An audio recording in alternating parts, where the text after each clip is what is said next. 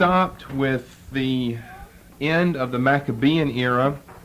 If you still have your Apocrypha, I said you really wouldn't need it tonight, and you really don't. But if you do, you can look in the last chapter of 1 Maccabees, chapter 16. This gives the assassination, just to kind of rehearse, since it's been 3 weeks since I've been here on this, the assassination of Simon. Simon, the last of the high priests, the Maccabean brothers that ruled in Israel. And on the bottom far left-hand side of your chart, period between the Testaments, you see him around 142 to 135. He's assassinated by a son-in-law. The son-in-law at the same time kills 2 of the 3 sons of Simon. One son escapes. This is in the end of verse 16. 1 Maccabees 16:16. They attacked Simon and killed him along with 2 of his sons and some of his servants. It was an act of base treachery in which evil was returned for good, because Simon had been one of the better leaders of the Maccabees during this period. So one brother, verse 19, he sent some of his men to Gezerah to kill John. And verse 22, when John heard this, he was beside himself. He arrested the men who came to kill him and put them to death, because he had discovered their plot against his life. That man happens to be the next man on the chart, who rules for a long period, I think about 31 years. A very important figure. The writer, the author of 1 Maccabees, kind of assumes that we know something about him, or at least we can read in some material that was extant in his day, according to the last 2 verses of 1 Maccabees 16, that being 23 and 24, that would give us additional information on this man John. The rest of the story of John, his wars, the deeds of valor he performed, the walls he built, we're going to discuss this man tonight. That's our topic. So just notice the verse here. His wars, the deeds of valor he performed, the walls he built, his exploits are written in the annals of his high priesthood from the time when he succeeded his father. That's the end of 1 Maccabees. Of course, 2 Maccabees ends a little bit earlier. That's why we are already through with that book. Concludes 1 Maccabees on a more or less positive note, on a note of reference to this next figure. John Hyrcanus rules from 135 to 104.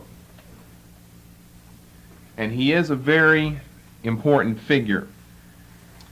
He was the surviving son of Simon, so he is right in line with the Maccabees. But notice that for the first time he's not one of the sons of Mattathias. In other words, he's not one of the Maccabee brothers. We had a Judas, and we had a Jonathan, and then we had a Simon of 3 rulers, all Maccabee brothers. Now we're still in the line of the Maccabees, we're still in the line of Mattathias, but we're gone beyond the first generation of the brothers to a second generation, a grandson of Mattathias, and the son of one of his sons, a son of Simon. And that's why technically we say we come to the conclusion to the Maccabean era with the date 135 BC, technically. And technically we begin the Hasmonean Dynasty. We begin the Hasmonean Dynasty with the lone survivor of the Maccabees through Simon, and that is John Hyrcanus. Notice how long on your chart there, when you have the time to look, notice how long he rules. 135, 31 years, 135 down to 104. What type of leader was he? Well, basically, I guess we could say not a very good leader.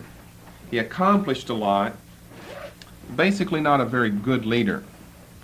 We're going to study his rule in 2 segments, territorially and then religiously.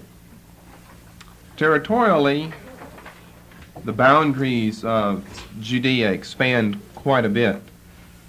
I guess it's religiously and therefore politically that we have some of our problems with John Hyrcanus. And you can notice we have a whole series of various notes, both horizontal and vertical, underneath his name on the chart, and we'll be commenting on those at an appropriate time. Okay, so we're starting into Hasmonean Dynasty that will last all the way down to the time of Herod the King, Herod the Great. Herod rules around 37 to 4 BC. Herod, remember, is the important figure that tries to deal with Jesus as a babe over in Matthew chapter 2. So Herod's not part of, although he's married into the Hasmonean dynasty. We'll discuss all the intrigues of that interesting man, Herod the Great, king of the Jews, at a later time. He was king. John Hyrcanus is basically high priest, at least to begin with. Well, he maintains that throughout, although he's a political leader at the same time. Okay, do you have any questions before we get into this? Anything that needs to be clarified from the past? Hopefully not too far back, or no one else will be able to follow along. Okay, I think we ought to basically all be up to this period in history together. 135. So it is encouraging that we're moving along on the chart, and we're down to the bottom gray bar now. We got 3 gray bars. We're down to the bottom one now. Okay, let's look to begin with territorially. Territorially, we're going to look at some things up on the overhead as well, and to explain this. First of all, let's explain briefly what happens at the death of Simon. This is all here in 1 Maccabees 16, but what happens after his death, we're really not told. Whenever the Syrians, remember, we're only concerned basically now with the Syrians, not the Egyptians, with the Seleucids and not the Ptolemies. Whenever the Syrians saw Simon dead, and this ensuing state of confusion, then they proceeded to retake Jerusalem again. Nobody really knows how many times Jerusalem has swapped hands over the centuries, but it's no doubt been scores and even hundreds of times Jerusalem has swapped hands. It's finally back in the hands of the Jews again, but there's still going to be some more battles about that interesting city over there. Amen. The Syrians take Jerusalem in 133, 2 years after Hyrcanus becomes high priest. They take Jerusalem again. Remember, it was an important city way back before David's days. He's the one who took it and made it the capital and the important, significant city in Israel. It was known as Jebus. It was controlled by the Jebusites then. He took it, and afterwards it became known as the city of David. That is the Ophel, the part of the hill to the south of the old city of Jerusalem today, which is to the east of the new city of Jerusalem today, to the east and to the southeast. They took Jerusalem, they took all of the important coastal towns as well, probably with one exception, and that was Jaffa. Jaffa, or it's also the same as the city Joppa, Joppa. So remember, their political independence starts in May of 142. And that was because the citadel was finally taken. So from 142 down to 133, 9 years, it would appear like this political independence was very short-lived. But it wasn't. It was picked up after that, because notice on your chart, around 129, 128, down with the Syrian kings. Notice at the end of the reign of Antiochus VII, then we've got a Demetrius II Nicator, Alexander II, Seleucus V, Antiochus VIII, and Cleopatra. Notice all the confusing events in Syria around that time. We've had a peaceful rule of Antiochus VII from 139 down to 129, 11 years. And so in 133, it was during that period that Syria attacked Jerusalem and western Palestine, the coastal cities in the maritime plains, what's spoken of in Israel today as the maritime plains, and took these. But she didn't hold it very long because of all the confusion you can see that starts in around 129, 28, down to 25, along there, all the confusion because of the switch up and the dual leadership that we see in Syria, which allows Hyrcanus to strike back. in 128 BC. He strikes back in 128, first of all to gain Jerusalem back. First of all to gain Jerusalem back, and then to take the coastal towns. Those were the chief things which had been taken by the Syrians. So we're going to look territorially at the rule of Hyrcanus by the points on the compass: west, south, east, and north. Let's look at west to begin with.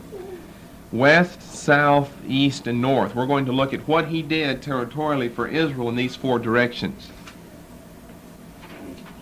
We're going to put up, first of all, what you see up here, map of the Middle East, map of the Levant or the Levant. It covers Israel, Egypt, part of Asia Minor, part of Arabia, goes up into what was then the Parthian Empire that's going to last all the way down almost until the time of Herod the Great, or all the way down into the time of Herod the Great. First of all, he takes Jerusalem, which is right here, takes the city of Jerusalem. That's important because that's their chief city. They have to have that back. And then I mentioned, we're still talking about west now. I mentioned the coastal cities. That would be Caesarea, what you have on here, Joppa, Gaza, you have Ashdod, Ashkelon. You have a whole host of cities. Jamnia is on there. Raphia is a little further south. You don't have all of them mentioned on there. But here's why these cities were important now. Here we are, Antioch, the Syrian capital, way up here. And, you know, it's interesting that Israel, I guess, maybe today, just as far as the subject of travel is concerned, Israel is not at such an interesting place as she has been in the past. She's at an interesting place today, basically because of the discovery of petroleum all down here in the Arab countries. But for travel purposes, back in this day, here's the whole continent of Europe up here, here's the continent of Asia, here's the continent of Africa, and here's this little land bridge right here that kind of connects all of this. And notice Israel is controlling this territory, as well as Egypt on the other side, that connects this huge landmass of territory together. No doubt that's why whenever Abraham was sent out of Ur of the Chaldees way over here, he didn't go to Siberia or to Australia or to Italy, but he went over here to Israel. Either Israel or Egypt would be the place to go that day, because you don't have the shipping, you don't have the space age, you don't have jet travel then, you have basically land travel. That was the basic form of travel. And to go back and forth between all these continents, you got to cross this little land bridge here. In other words, go through Israel and go through Egypt. So no doubt that's the reason why Abraham was sent over here, so that his descendants would control this country, that would control the passage between this huge landmass and these continents. Today, as I said, it's not so important because you can fly over and around Israel. We have different means of travel today. But it just so happens that's where so much of the petroleum in the world has been discovered, in that general vicinity and region.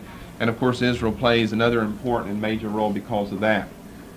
The point being, in that day, they had important trade routes. We're going to discuss two of these, one in a moment here to the south, one to the west right now. Here's Egypt with all of its fertile territory, outlined in green here, the mouth or the delta of the Nile. There was a trade route that would run just along the coast, would connect with Gaza.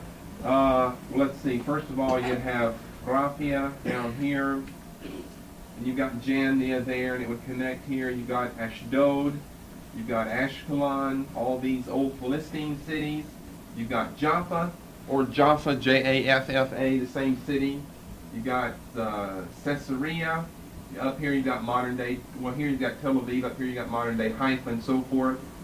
Go right around here. Here's Mount Carmel, where Elijah defended the Lord with the prophets of Baal. Then you have part of it going over to Damascus, another important Syrian city, and part of it going all the way up here. Therefore, Hyrcanus, as well as the Syrians before him, the reason they took these cities is they recognized what he recognized whenever he took them back. Hyrcanus recognized that to control these cities was crucial as far as Israel's history was concerned. If she did not control these cities, which were on the major trade route through Israel, she was probably going to just pass into oblivion and insignificance and pass off the scene of history. she had to control these important cities along the eastern shore of the Mediterranean coast because that was where the major trade route was through Israel. So it's very important. We're discussing the western aspect of his territorial expansion first of all, that he gains all of these major cities back. And so just keep this picture in your mind. And of course the point is Europe has not been developed as it comes to be later on.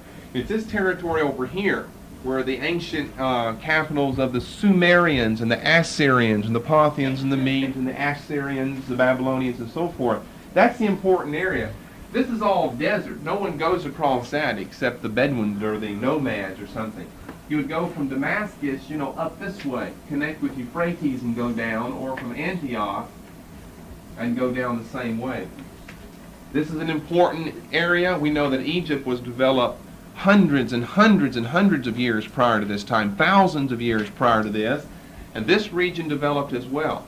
Therefore, they are connected with one another. Spices and various produce and products taken back and forth between the two, and Israel happens to be on one of two important trade routes, this part of Israel, on one of two important trade routes. So in 128, Hyrcanus takes Jerusalem, and he takes all of these coastal towns.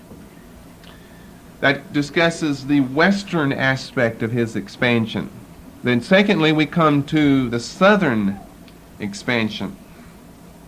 This is going to be important for several reasons as well. The second trade route, I wish we had a little bit more, but we'll just have to stay with this right now. You have this large body of water called the Persian Gulf down here, and it connects with these two peninsulas of Suez and of Aqaba, which is a famous resort, Israeli resort city today. It's the southernmost city that Israel still controls. But you've got another trade route, because down on this whole peninsula down here, here's Sinai, and then here's another peninsula right here. Down on that whole peninsula is probably where people like the Queen of Sheba originated. And we know about all the spices and things and the gold and the silver that she was famous for. So it was an important area of produce down in that direction. So we have another important trade route in Israel, runs near Petra. It goes through, this is New Testament. What's the date on this? This is probably a New Testament map here. Philadelphia is a New Testament name. Amman is the name today. What's the Old Testament name of the city? Rabbah, R-A-B-B-A-H. The old Ammonite city here. Today it's Amman, the capital of Jordan. Would come up here, go over to Damascus, and then go this direction. And you'll have another branch off. You can't cross the Lebanese mountains here, but you can follow the river back this direction to Antioch, or you can loop back around. Anyone remember what the name of that is? It's what? The King's Highway. It goes way back in the Old Testament. I didn't bring my King James with me, but way back to Genesis 14, I think, is the first time you'll find that mentioned, the King's Highway. That's Genesis 14. That's very early. Then it's found throughout the Old Testament. It's known as the King's Highway. So you've got something important over here to the west, and this originates in the south. That's why we're discussing it south and not east. We'll get to east here in the Greek city of Medeba here in a moment. But to the south, Hyrcanus begins to expand because of this second trade route that lay to Israel's south, that goes through, again, this is a New Testament map, but this was the ancient Edomite territory down here. Edom, descendants from Esau. Maybe I need to give you, probably during this period it was better known as Idumea. You can spell it with an A-E-A or an E-A, just a shortened form. Idumea, this territory down in here. We're back now a couple of centuries prior to the date of this map particularly, because you've got Nabatea down here and they came on the scene later. Let's look at some Old Testament references to these people. The Edomites, around the time of Hyrcanus, and from here on afterwards we'll be referring to them as the Idumeans. The Idumeans, I-D-U-M-E-A-N-S, the Idumeans. Just another name for Edomites, which was the Old Testament name. They were bitter, bitter ancient foes of Israel. For instance, if you look back in one of our earliest, or the earliest of the minor prophets, Obadiah, in Obadiah's small one-chapter prophecy, the first verse, of course the whole prophecy concerns Edom. Date of Obadiah is probably around 845 BC or so. It's a conservative date for the little book. The vision of Obadiah, what the Lord God has said concerning Edom. Edomites descended from Esau. Jacob and Esau. Israel came through Jacob. The Edomites, the Idumeans, came through Esau. Hence the name Edom or Idumea. And then down in verses, well, the whole book, but verse 10, just to show you the animosity that existed between them. That is, the Jews and the Edomites. For the murderous violence done to your brother Jacob, you shall be covered with shame and cut off forever. Obadiah verse 11 now. On the day when you stood aloof, on the day when strangers carried off his wealth, when foreigners trooped in by his gates and parceled out in Jerusalem by lot, you yourselves were of one mind with them. I'm just using the NEB since that's what I brought for having the Apocrypha. Do not gloat over your brother on the day of his misfortune, nor rejoice over Judah on his day of ruin. Do not boast on the day of distress, nor enter my people's gates on the day of his downfall. Do not gloat over his fall on the day of his downfall, nor seize his treasure on the day of his downfall. Do not wait at the crossroads to cut off his fugitives, nor betray these survivors on the day of distress. Evidently what we have here is some early invasion of Judea and probably of Jerusalem by an unknown group of people. They're not referred to by name anyway here in Obadiah's prophecy. And the Edomites kind of egged the enemies of Israel on, and as a matter of fact helped them spoil Jerusalem. Any survivors we read here, any Jews who were trying to flee from their enemies, well, the Edomites would sneak in and try to cut them down. So there was a bitter animosity that had existed, of course, since Jacob and Esau. There was such a bitter feud between those two brothers, and it continued with their descendants. In Psalm 137, verses 7 and 9, it appears that the Edomites had something to do on the side of the Babylonians in the fall of Jerusalem in 586 BC. Psalm 137. Remember, O Lord, against the people of Edom, the day of Jerusalem's fall, when they said, down with it, or raise it, down to its very foundations. Now, why then, in verse 8, does he go on to connect Edom to Babylon? Oh, Babylon, Babylon the destroyer. Happy the man who repays you for all that you did to us. Happy is he who shall seize your children and dash them against the rock. Probably speaking of the downfall of Jerusalem in 586. So this is a post-exilic psalm here that entered back into the book of Psalms. And notice the Edomites, or the descendants of Esau, had something to do with it as well. Probably they kind of, seems like they're always coming in whenever someone else takes the initiative and subdues the Jews. The Edomites kind of tag along to get some of the spoil and to mock their half-brothers, I guess we could say. Ezekiel 25:12. And it's another passage. And Lamentations, we'll look at Lamentations, Jeremiah's lament, the 4th chapter, the 21st and 22nd verse. Rejoice and be glad, daughter of Edom, who live in the land of Uz.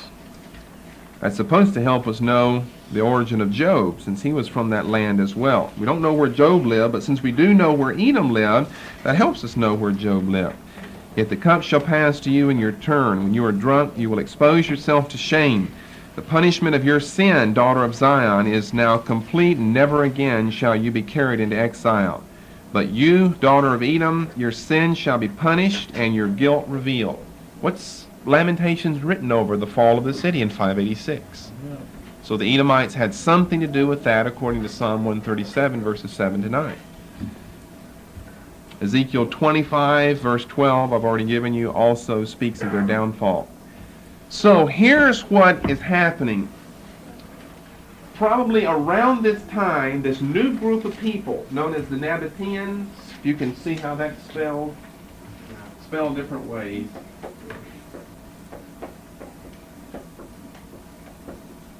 You can sometimes leave the A out, like Judea or anything else. It has an AEA or just an EA ending.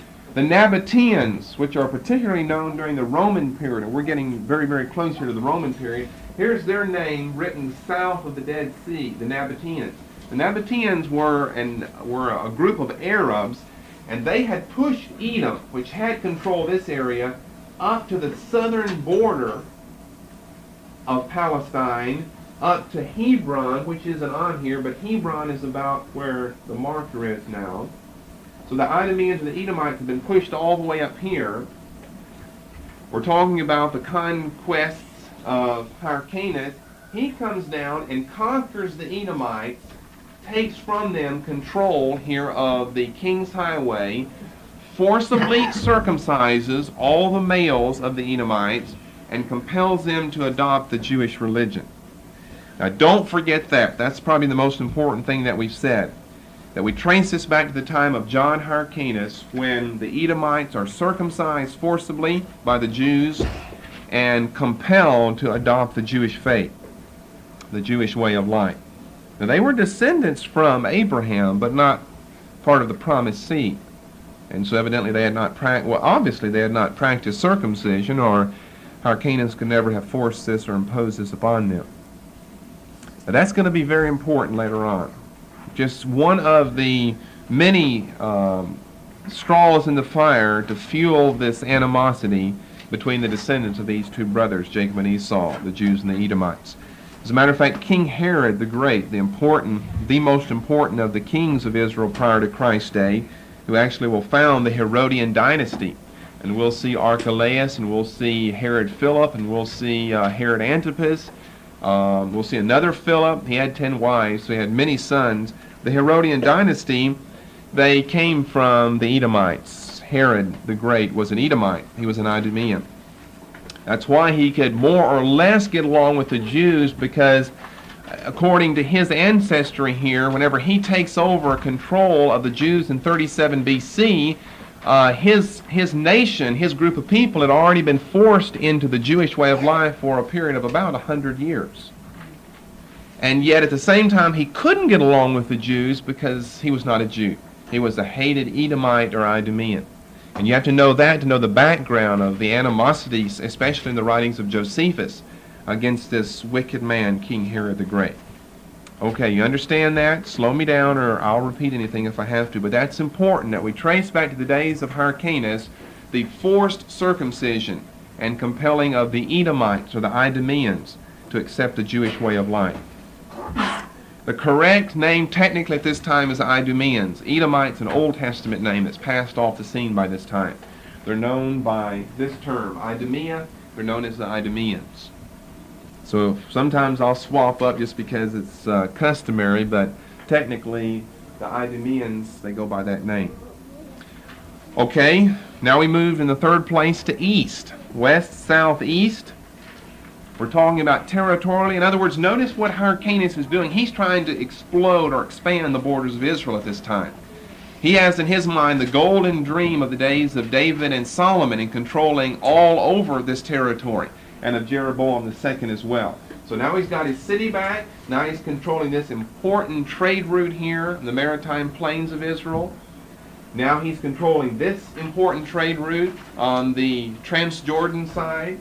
Now he's controlling the people, the Edomites, who live down south of Israel, who've been pushed up, probably not quite this early, but almost at the time of Hebron, which is the world-famous, Israeli-famous pottery place. It's just a little bit south of Jerusalem. Now let's move specifically over here to the east. And in Transjordan, he took the famous Greek city known as Medeba. M-E-D-E-B-A.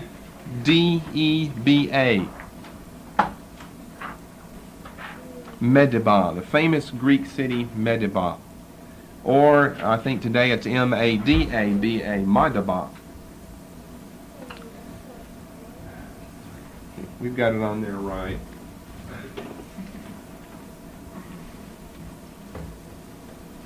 This is a close-up of the map that you just seen. I wanted you to see the context of it here.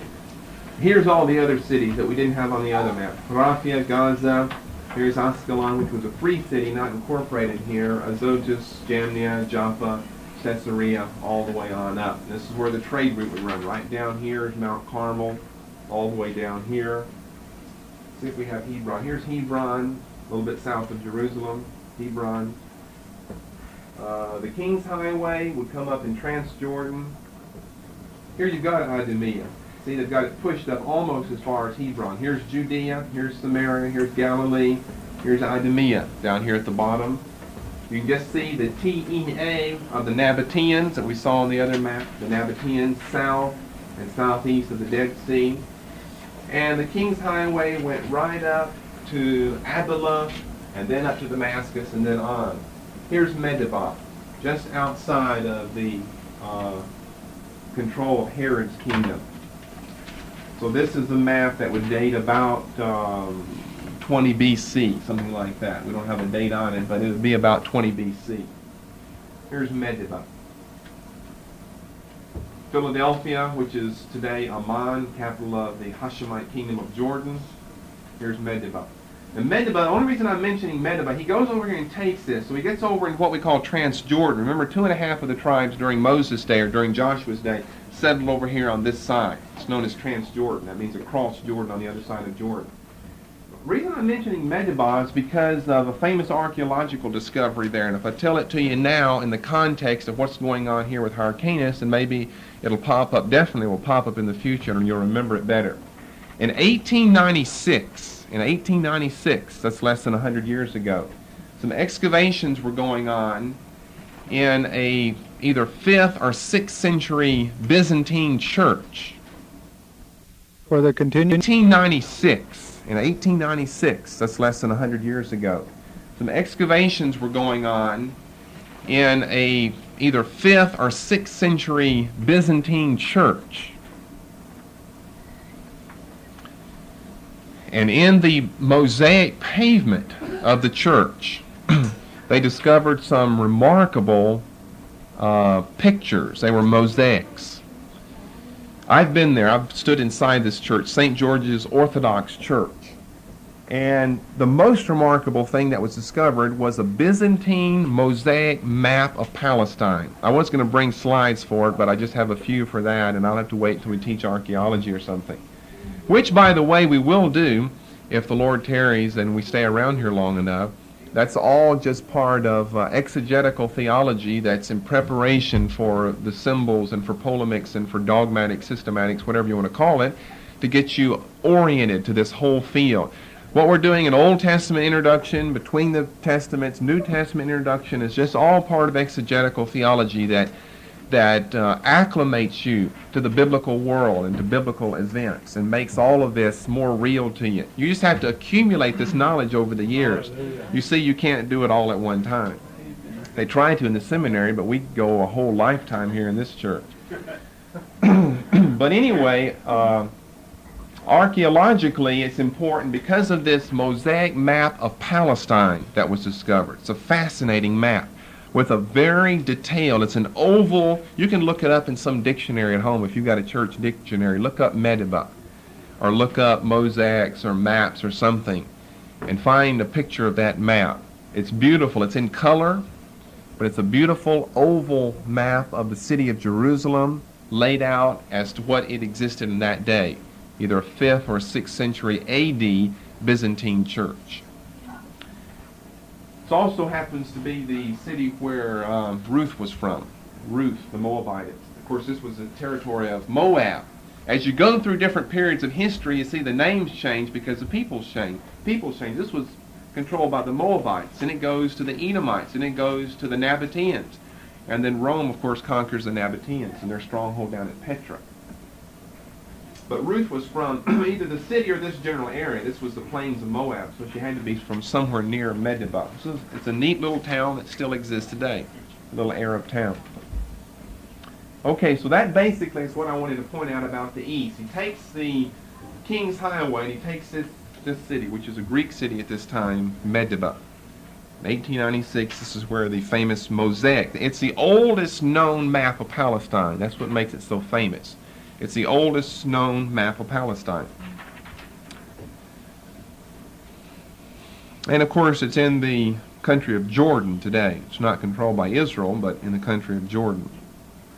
So to see that, you have to travel over in Jordan, which we did the last time we were there. It's remarkable. The church, what they do over there, you know, they're so caught up in their icons and everything, they'll meet right in the holy church there. I remember whenever we were on the Isle of Patmos, in the very cavern or cave, where John was supposed to have written, according to tradition, the book of Revelation. And the island of Patmos is just a little tiny dot, and there are only so many caves on it. So you got a very good chance you're standing in the exact cave. It's a barren, rocky knoll is what it is. You got a very good chance. And it's the highest mountain. It's the highest cave on the top of the hill there, where he could look across the water back toward his home city and his home church at Ephesus. You've got a very good chance you're standing in the very cave that the Apostle John stood in whenever he wrote the book of Revelation. But they have a little, over in the side when you go into the right, a little carved out place in the rock. And a little napkin laying there. I don't know if that was the napkin John used or what. It's pretty white and starched looking today, but he was supposed to have been over there actually to write the book of Revelation. But anyway, the point is, whenever we went in there that morning to see it was early in the morning when we gotten off the luxury liner, and with motorboat, they take us over there and then take us up in bus up to the cave. They were holding church services in there. There's a little church built right on top of the cave there. And they use the cave to hold their services in. And the same is true with Medeba. It's a church. You know, St. George's Church is built over that. And the mosaics are part of the pavement that you stand upon in the church. And as a result, over the years of standing upon this priceless map, portions of it have been worn completely out, totally obliterated. You can't even see it. Today, finally, they have a piece of carpet they lay over it. Whenever it's time for services, you lay the carpet down and put the benches over it. And you go through all your little holy motions there. You know, it's a very liturgical church. And then whenever church is over and you want to collect some money from sightseers, move the benches, pull the carpet back, say, come on in and see the map here. So we have to catch it at a time they're not holding a service. And they go in and the big old thick carpet is pulled back and there's this priceless map of Palestine there on the floor. Very remarkable. West, south, east. Now let's go to the north of Jerusalem or Judea. And here we have to deal briefly with this religious sect known as the Samaritans. The Samaritans had inhabited central Palestine, chiefly the cities of Samaria and Shechem, for centuries, of course, centuries upon centuries. You'll have it on your map. Galilee is to the north, Samaria is central, Judea is here, but Samaria is north of Judea. Here's Samaria.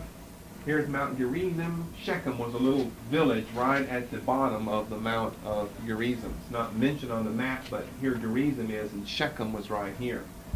And we see Samaria. It's a new name. We'll get to that new name later on. So, Shechem was subdued by Hyrcanus after a year siege, and Samaria as well. All of this is around 127 or 126, somewhere along there. BC. Now, we've mentioned this subject before. I can't remember exactly where. If you remember, you can speak up. But I remember telling you about Hyrcanus, that he's the one who destroyed the Samaritan temple.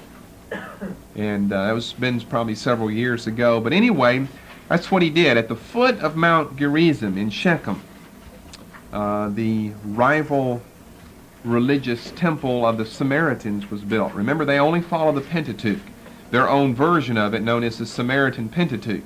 We discussed that before in biblical literature, the Samaritan Pentateuch. They only follow the law of Moses. And of course, they have passages like Deuteronomy 12 rewritten to say that God's going to put his name on Mount Gerizim. That was the Mount of blessings, remember, and Mount Ebal was the Mount of curses. And that's where he was going to establish his capital instead of Jerusalem. And that was the big confrontation between the Jews and the Samaritans. The Samaritans want to worship up there at Shechem, Mount Gerizim, and the Jews down at Mount Zion, city of David in Jerusalem. So he totally destroyed the temple of the Samaritans. That didn't help relations between the two nations, to say the least. Totally demolished, and the ruins of it can be seen to this day. Just so happens that I've been there as well. If you go over there, you almost have to go everywhere, because the places are just everywhere. But there's a little religious shrine, a Byzantine church built there as well. They build a church over every holy place they can find. They get closer to God, I guess, building a religious shrine over it. But there's a beautiful little church now right at the foot of Mount Gerizim.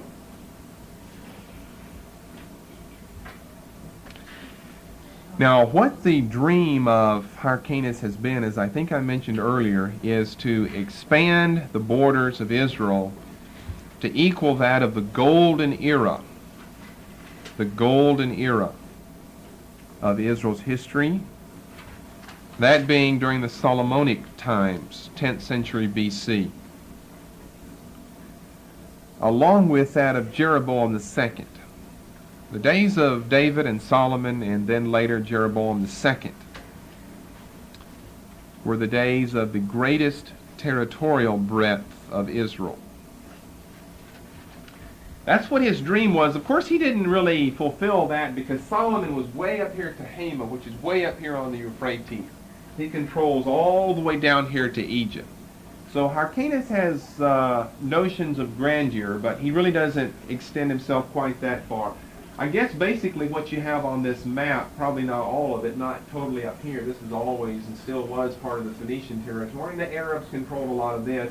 Basically, maybe let's say from right here, a little bit Transjordan down here up, is what Hyrcanus is controlling.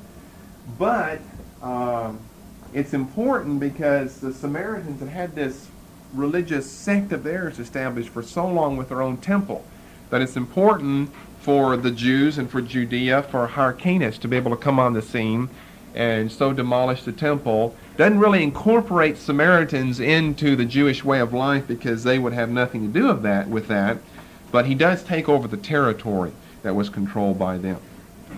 So territorially, that's an explanation of the reign of John Hyrcanus. Then we come in the second place to a religious discussion of his reign.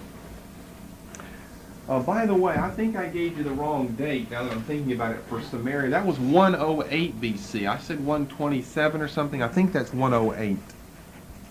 It was later in his reign whenever he finally subdued the Samaritans.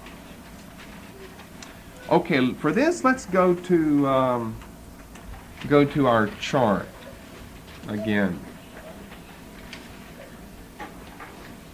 Here we're going to pick up a few references to religious entities.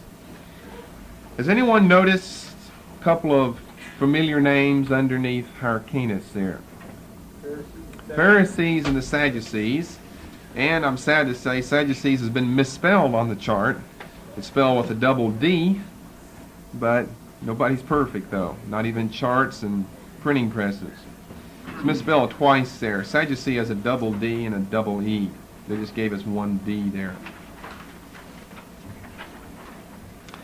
Pharisees and the Sadducees. First mention of Pharisees and Sadducees. That's the first reference there under Hyrcanus.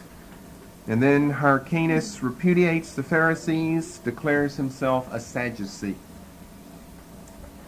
Now maybe this is the most obvious thing we have yet come to, where you know that there must be a connection between a study of the period between the Testaments and a study of the New Testament, because we're all familiar with the Pharisees and the Sadducees. And we know they're not Old Testament. We don't ever see them back in Moses' day or David's day. When and where do they originate? Well, we'll discuss them in a lot more detail later when we get in the religious side of discussions of the whole ITP segment of history. But we'll make a few comments now. Basically, we have two factions in Israel. In a broad way of speaking, we have two factions. We have the conservatives and the liberals. This goes all the way back into the times of the Maccabees. I have to tell you this to tell you the origin of the Pharisees and the Sadducees. We have the conservatives. What was their religious name? We've given it to you many times already. The religious people that were important, that were conservative, that wanted to maintain the Jewish way. The Hasidim, or the Hasidians. The conservatives were known as the Hasidim. And the liberals were known as the Hellenists. We have the conservatives, the Hasidim, the liberals, the Hellenists. Now the Maccabees and the Hasmoneans, these were strictly political groups. But the Hasidim and the Hellenists had religious notions behind them. Remember earlier in our studies that the Hasidim, or the Hasidians, had initially supported the cause of the Maccabees. They were on the side of Judas and his brothers, initially. But they were not interested in political gains or political independence. Once the worship of God was restored to Jerusalem and to the temple in 165 BC by, of course, Judas Maccabeus, then they kind of dropped their notions of being a supporting group to the Maccabees. The mistake that Hyrcanus makes is that he fails to remember the earlier help that the conservative Hasidim religious sect had been to his forefathers, to his father and his father's brothers and his father's father. And so in the beginning of the reign of Hyrcanus, he more or less kind of alienates the Hasidim, or the Hasidians, from himself and from his rule. And somewhere around this time, that's why you just kind of have general references here. These references are found in Josephus, but they're very general because it's clouded and cloaked in mystery of the exact origin of the first time the word Sadducee or Pharisee was used and who was the first one. But we do know this, that the Pharisees descended from the Hasidians, or the Hasidim, and likewise the Sadducees came from the Hellenists. So we don't really have what we could, you almost can't call it a new group of people because it was the same group. But for some reason we have new terms being used, the Pharisees and the Sadducees. Now just what those terms mean, we don't need to discuss now. It's not our purpose now. We'll discuss that later. Hyrcanus, he alienates himself from the conservatives, or the Hasidians. Then he, in an attempt to bring them back to himself, since he is reminded of the fact they helped the Maccabees in their early years, then he joins the party of the Pharisees. So Hyrcanus starts off as a Pharisee. And Hyrcanus is not conservative, definitely. He's not conservative in his religious beliefs. He's much more of a Hellenist in the way that he thought. So it only makes sense that later in his life, they have it around 115 BC, Hyrcanus repudiated his allegiance to the Pharisaic order and joined the party of the Sadducees. So Hyrcanus broke with the Pharisees. He joined the Sadducees, and this group had descended from the old liberal group of the Hellenists. Now you almost have to know that, and hopefully I won't have to come back and say too much about this whenever we discuss the Pharisees and Sadducees, to know about the problems that Jesus and the apostles have with them in the New Testament. The Pharisees are the conservatives. They're the hyper-conservatives. And the Sadducees are the liberals there. The Sadducees have descended from the Hellenists that wanted to bring Greek culture, the Greek language, Greek dress, Greek amusement, Greek games, Greek drama, Greek play into everything. And of course the Hasidim or the Hasidians, and the Pharisees from them were not in favor of this at all. Okay, that takes care of that. Another note, a vertical one now on the chart, takes us back to 133. Let's make a comment about this. I cover these things just so that you'll be satisfied that you know what the chart has reference to. And it's something that's very important, and I'm sure we'll make reference to it again. 133 BC, we have the note, Rome begins Eastern Empire. Attalus, king of Pergamum, bequeaths his kingdom to Rome. What exactly is he talking about there?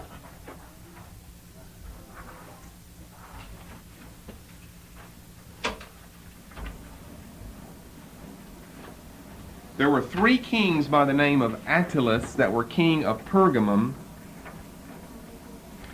and evidently Attalus III was the king that is mentioned here in 133. That seems to fit best chronologically, that Attalus, Attalus, Attalus III is king at this time.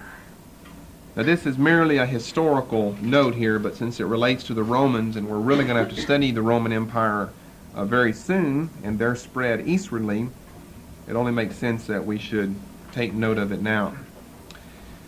At his death, as the note tells you, at his death he bequeaths his kingdom, the kingdom of Pergamum. Here's Pergamum, right here. Here's Italy. Rome must be about right here, about halfway up on the western shore of the Italian peninsula. Give you a little more background. Don't worry about writing all this down because we'll discuss it in a lot of detail a few weeks or a few months from now. Rome has just finished. 133 is the date we're talking about according to your chart here. Rome has just finished, not just a few years prior to this, with her 3 Punic Wars against Carthage. Here's North Africa, the shore of North Africa, and Carthage is about right here, way over this direction. The first one goes back, the first 2 go back to the 3rd century, about the middle and the end of the 3rd century, and the 3rd Punic War, the middle of the 2nd century BC. We'll discuss that later. After Rome has subdued Carthage, which was controlling the sea lanes of the Mediterranean, she sacks Corinth in 146 BC. She basically takes over all of Greece around that time, so Greece is controlled now.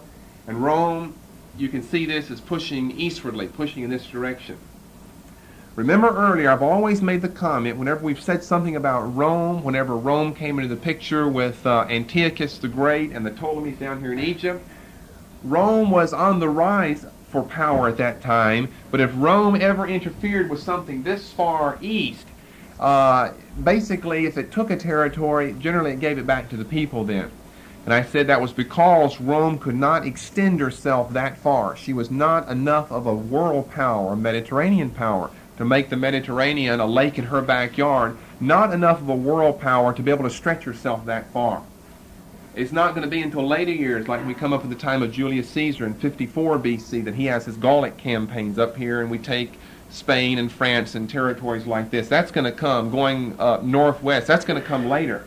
What they're concerned about is getting over here and where the ancient civilizations of the earth were born, where civilization, evidently, according to the Genesis account, originates way over here. She doesn't really make it that far because the Parthians control that and continue to control that. But she's headed in this direction. So the point of the chart, and my point being, it's very significant. Now, for the first time, this is all considered Europe here. For the first time, Rome permanently goes over into Asia. This is part of Asia, not Europe. For the first time, Rome permanently has her foothold, has the door open, has territory on the Asian continent by means of controlling Pergamum, which was this Asia Minor territory here, controlled by Attalus III. So that's why they have the note. It's a very important note, because that's the first step Rome is really making heading eastwardly. And of course, she's going to end up controlling Palestine down with Pompey in 63 BC. One other thing that seems to come up here, Attalus II founded a city. If you turn over to Acts chapter 14 and verse 25, just to show you this name does pop up in the New Testament. Acts 14 and verse 25. On Paul's first journey, I believe.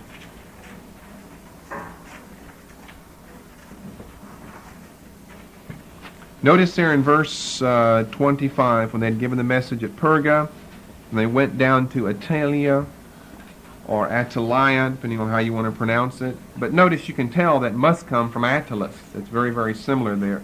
That city was founded by the father of this man that we're speaking of right here, that being Attalus II. And the city, not on here, but you can look in your map, Perga, in Paul's first journey. Remember, he comes this direction through the island, Acts 13, through the island of Cyprus here. He goes up here to Antioch, down to Iconium, Lystra, Derbe, comes back. And on the way back, not on the way there, he only touches Perga on the way there, but on the way back he goes through Perga, then to this Attalia or Attalia, which is a seaport. Perga is a little bit inwardly on a river, and he sails back home there. So it's a reference in the New Testament. It's just interesting.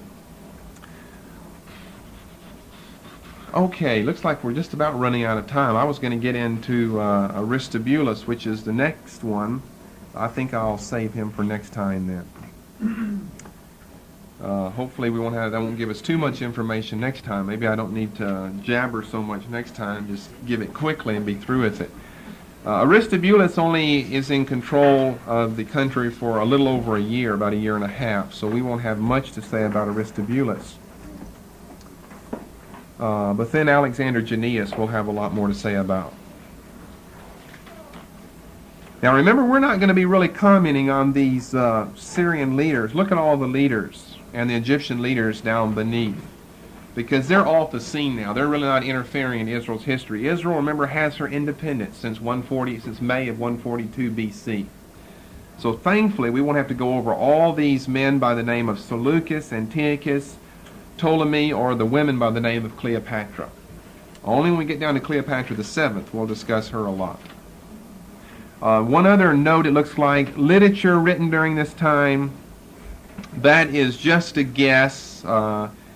Notice 160 to 100 BC. Then they've got it divided up into three categories. Apocrypha, just a suggestion, the Bell and Dragon, Judith, and the Prayer of Azariah, written somewhere around this time.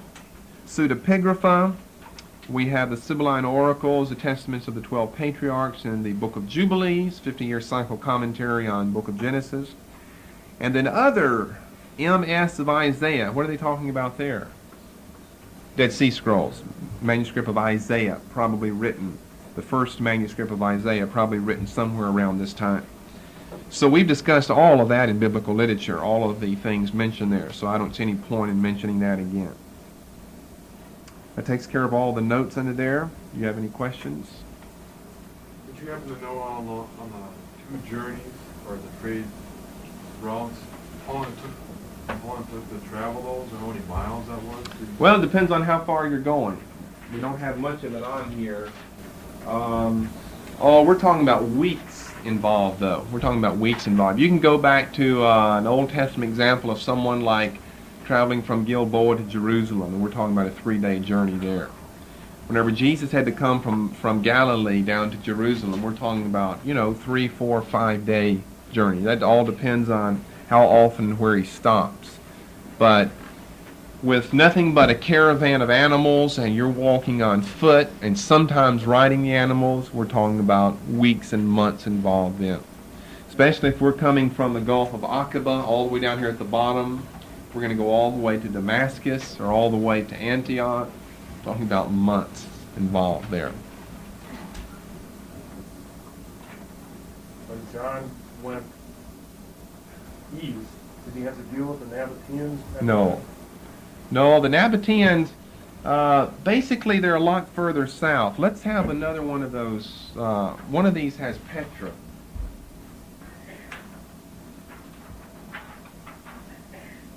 This should be the one. Petra, remember, is the fabulous rose city that I'm sure you've seen in Bible dictionaries before. Here's Petra, way down here, down this far south. That was the Nabatean stronghold at that time. So it's got them, extended up here, but this is where their capital is. So he's going down here, and he's going over here to Metebah, which is about, Metebah is about right here. Just to show you, you're asking Terry about travel. Metebah is about right here, and I would say that's, if I remember correctly, Metebah is about 20 miles southwest of Amman, or Philadelphia on this map. So we're talking about 20 miles right there. And a person only walks a few miles an hour, so you don't go very fast just to walk 20 miles there. No, it does not have to deal with the Nabateans now. The Nabateans will become important later on, although I don't know if we're going to have to discuss them a whole lot unless we discuss something like Petra, which we would in archaeology, because that's where the Romans come into play, where the Romans go down there and subdue the Nabateans. Remember, that's that fabulous city that you have to go back a mile corridor. We had to get back there on horseback, is really the only way you can get back there. It's just a hidden city, and it was just filled with fabulous treasure. Because they control, for some time the King's Highway here, and they were robbers, which is fabulous temples and things like this built back there. It was about a mile horseback journey back through cliffs they were about as far apart as from here to the wall and hundreds of feet high. You just look straight up. You're in a canyon like this. Quite a trip back in there. How far did you say it was? About a mile. About a mile. That's way down here in Petra. And of course they have a little tourist area set up where you get on your horses or mules or however you're going to go back in there and get on those and start taking the journey. But you'd never find the place. It's just hidden back in a canyon that no one could find. And it was an impregnable fortress. I mean, if you've got something only that wide, how is anyone ever going to conquer you? Just fill that thing up with rocks or something. And how can anyone even get back there?